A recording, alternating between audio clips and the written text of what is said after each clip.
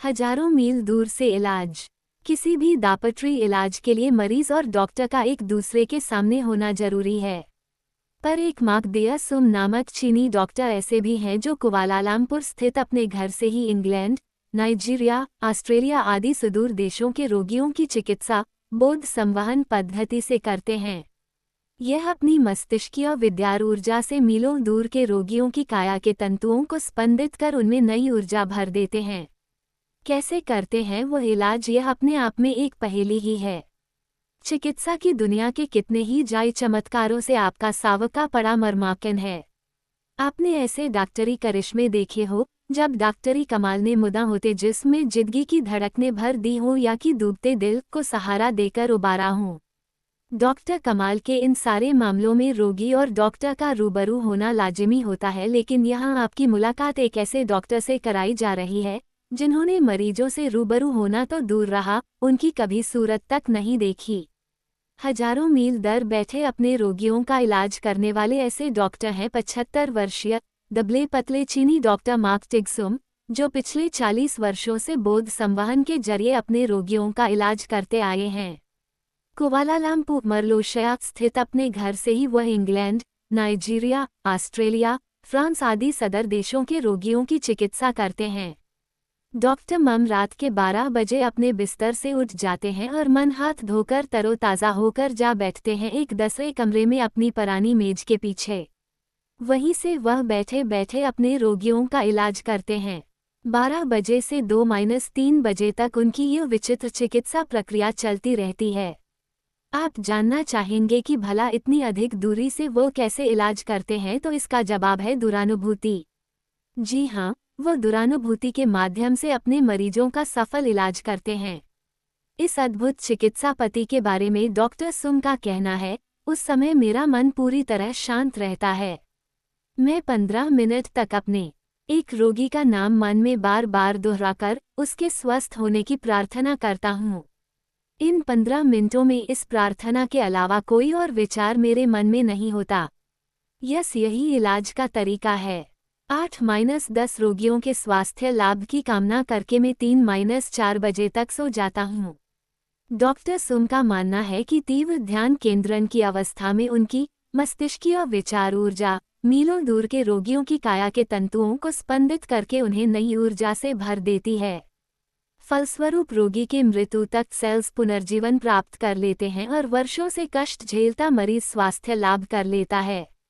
यकीन मानिए, डॉक्टर सम की अद्भुत और विलक्षण चिकित्सा पद्धति से सैकड़ों की तादाद में मरीज स्वस्थ हुए हैं और उन्होंने डॉक्टर सुम की बदौलत नई जिंदगी की रोशनी देखी है।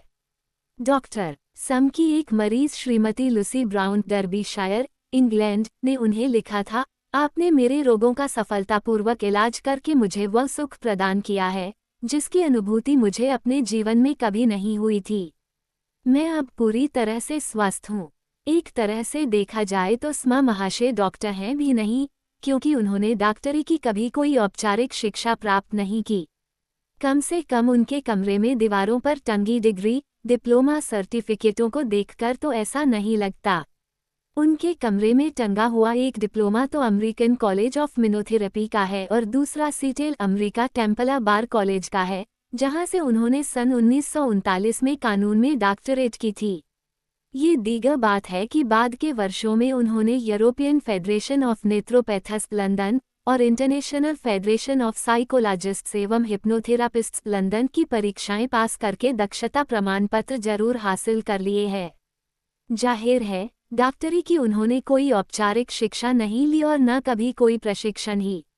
इस बारे में उनका कहना है, मैंने चिकित्सा की शिक्षा प्राप्त नहीं की है, मैं सम्मोहन चिकित्सा में भी पारंगत नहीं हूँ, पर मैं पूरा प्रयास करता हूँ कि बोध संवहन की विधि से अपने रोगियों की चिकित्सा कर सकूं।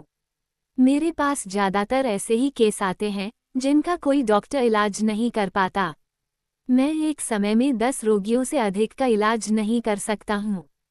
बांध संवहन के जरिए डॉक्टर तुम ने सन 1965 से इलाज शुरू किया।